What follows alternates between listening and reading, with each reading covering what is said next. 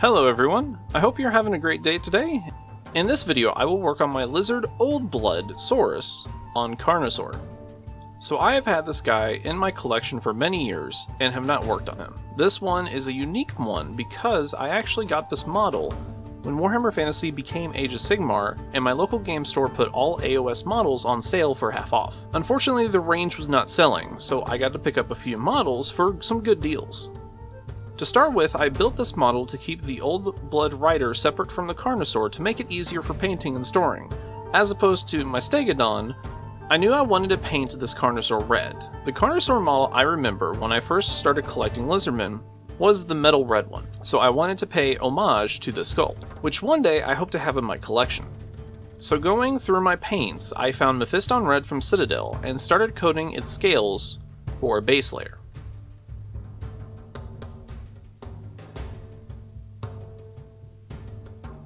So for the flesh tones, I started with a darker flesh tone color. Then what I do is I'm going to paint up from there. After it dries, I began coating it with a mixture of matte white from Army Painter and Cadian flesh tone from Citadel. 2 parts white to 3 parts flesh tone.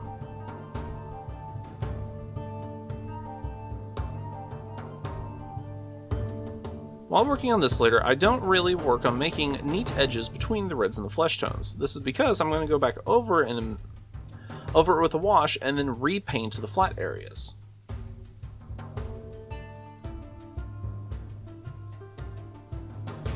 So after all of that, I'm really happy with how this color came out to be. It got just the tone that I wanted. So the next step is to apply dark tone wash to the painted part of the model. I'm not being too meticulous, I'm applying a thick layer, but not too thick. I don't want it to get gunked up in the crevices and corners of the mini.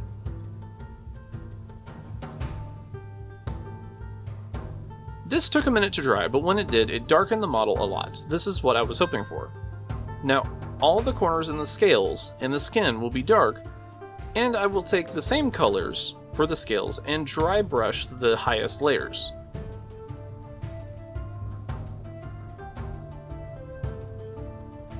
For the skin tones, I use wet paint instead of dry brushing. With the flattest, highest layers, I am working on painting them the solid color.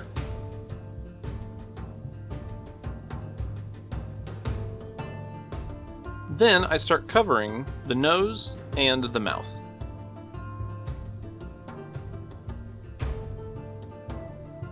Next is the large scales on its back. The paint job that some of the newer Carnosaurs have are with color patterns on their scales. I like this look, so I wanted to throw some black color in there as well.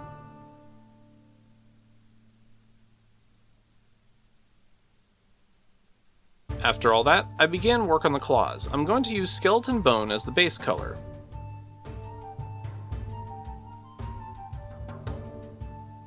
Then the next layer, I'm going to use matte white.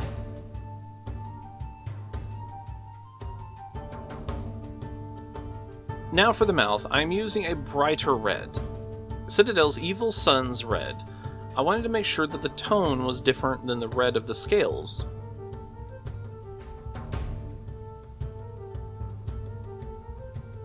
Also along the side of its mouth.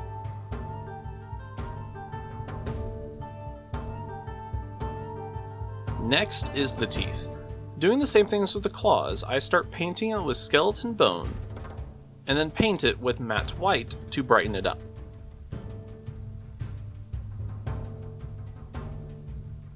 And for the eyes, I use a bright yellow, and then use a dark black to make the pupils. Now at this point, I think you probably noticed something about this mini. The bottom jaw piece is missing.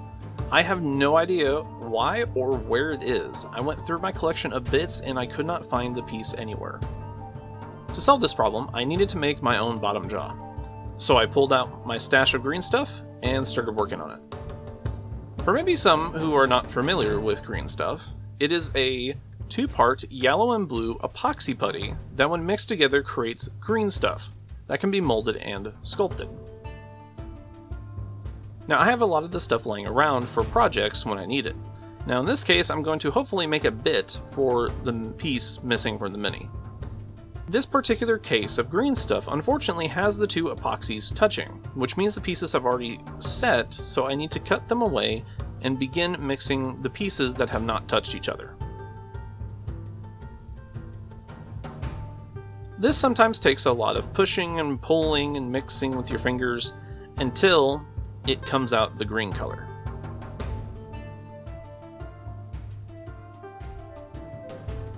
So to put this on the Carnosaur, I need to scrape off the paint. This is because I want the green stuff to adhere to the model and not the paint for a stronger bond. I also am not concerned with being gentle because this is being painted over anyways. To start, I take a small piece of green stuff about the size I need and measure it against the model, and keep cutting it down to size until it gets to the right size I need. I take out one of my sculpting tools and begin pressing and pulling the putty to get a similar shape I want.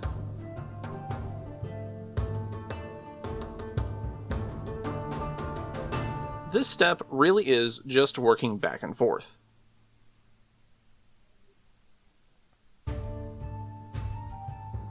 Now after that, this is when I begin smoothing out the putty and trying to make it as seamless as I can, as if this is actually part of the model.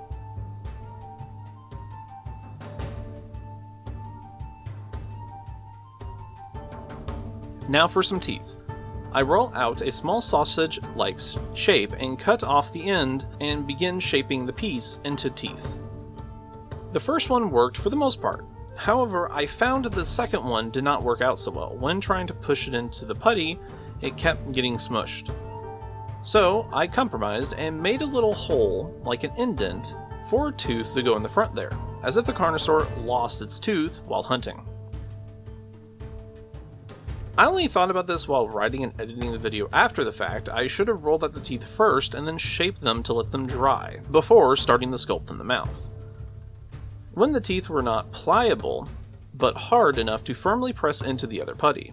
Sculpting with putty is one thing I hope to get better with over time. Hopefully one day I'm able to sculpt my own minis. But learning things like this is hopefully what will help me improve. I take the leftover green stuff and shape it into a rock on the base. I like using the remaining green stuff for other things instead of just throwing it out. To finish off the sculpting, I need to make a tongue, which was another bit I also could not find. I rolled out another sausage-like shape and pressed it into the desk mask, cutting it out to shape and then making a groove down the middle. Once done, I then place some glue into the mouth of the Carnosaur, and then place the piece in it. So I wait 5 hours for the putty to dry, before I start priming the putty. I'm not going to use a rattle can, I'm going to use a brush-on primer. So once dry, I go back through and repaint the minis in the same colors as I did earlier, and touching up on some of the pieces that might have gotten worn off.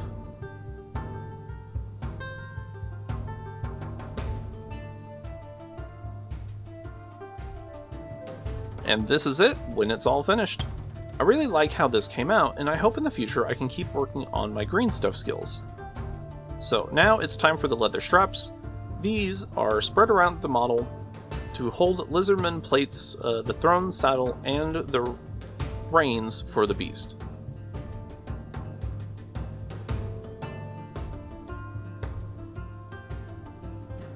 After that, I paint the bronze pieces around the mini, and I'm using Army Painter's Weapon Bronze for this one.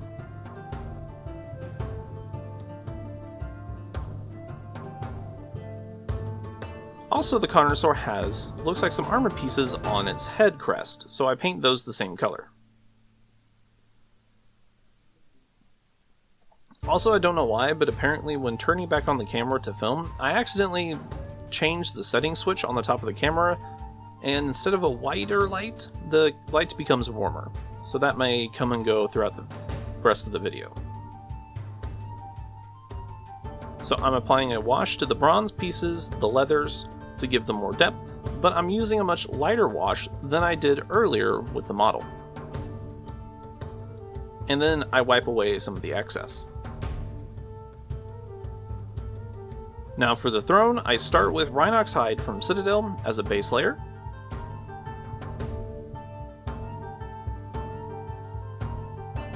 And then the next layer I use is Vallejo's Mahogany Brown.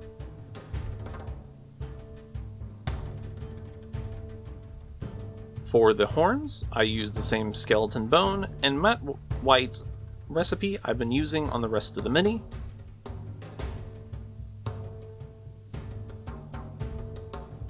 And now for the really delicate part. On the throne there are these small triangles. Just like with my Stegodon kit, I am going to paint these in red, purple, and yellow. One triangle at a time. I had to pull out a brand new detail brush to use on this one.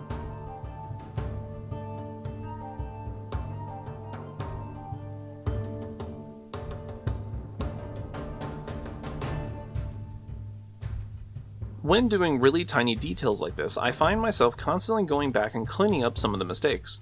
I find that this process needs to always be done with a level head and patience. Rushing it can always lead to more mistakes and more frustration, which inevitably leads to more mistakes.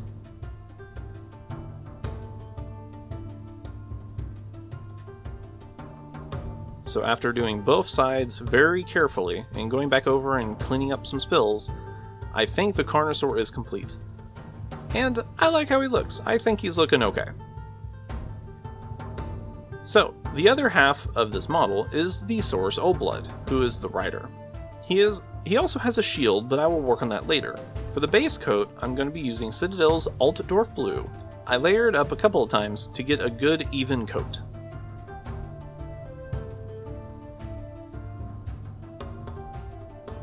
After letting that dry, I give him a dark tone wash. And then after the wash is dried, I use the blue again in order to dry brush it on, brightening up the scales.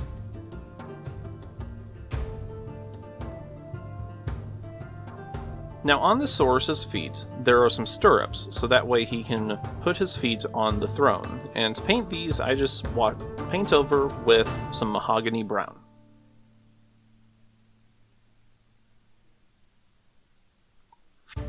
For the spear, I use a base layer of Rhinox hide.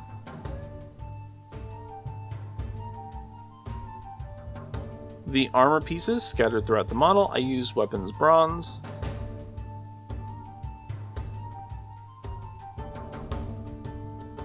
I also noticed I forgot to paint some of the head, so I take care of that real quick and cover it with some blue.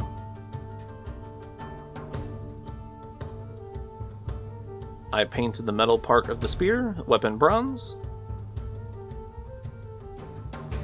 Coat the shaft with mahogany brown. Saurus's head crest I paint in bronze, as well as the chest piece.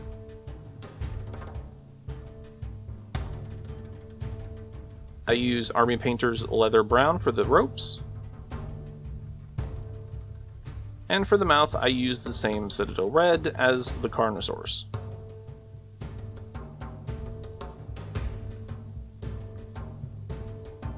And for the teeth, I use the same recipe that I used for the Carnosaur.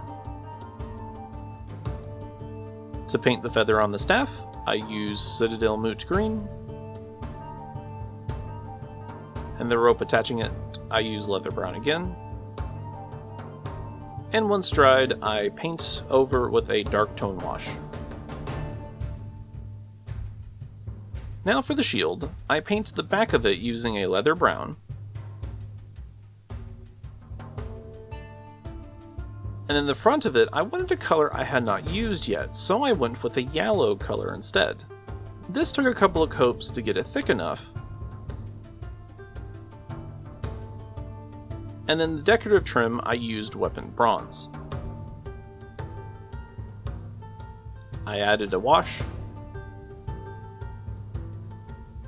And then once dried, I went back over and repainted the flats of the scales and retrimmed the bronze. All done, so I take it and dry fit it to the Saurus. Once I figure out where the contact points are, I use a knife to scrape away the paint so I can glue the plastic to it. But first, I glue the old blood to the throne.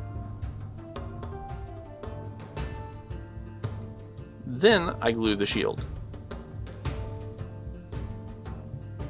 Lastly, the basing. I use the same technique I have been using for the past few Lizardman videos. I start with a wall compound, then add ballast to the top of it, and then pour some dark brown paint into it. I cover the base of the compound, clean off the edges, and let it dry overnight. And then once completely dry, I give it another dark brown coat, and put a dark tone wash on it as well.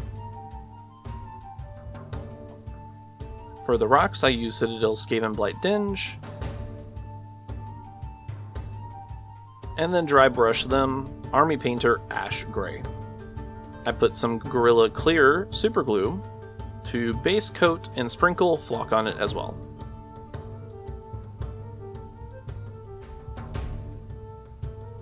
Finally, I take some tufts and scatter them on the model.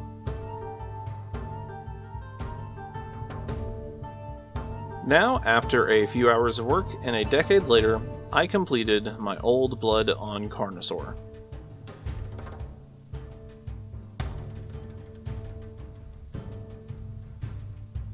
So, thank you for coming to watch my video.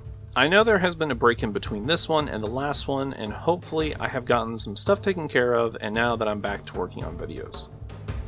I also want to give a huge thank you for all the support my channel has received over the past month. I would not have thought that my previous video with my Empire would have done so successful, nor gotten the amount of subscribers I have. So thank you all so much for the support, and I look forward to more projects that I currently have in the works. And I really look forward to completing my Lizardman army and showing it off on YouTube. So again, thank you all so much for the support, and until my next video, I hope you all have a wonderful day.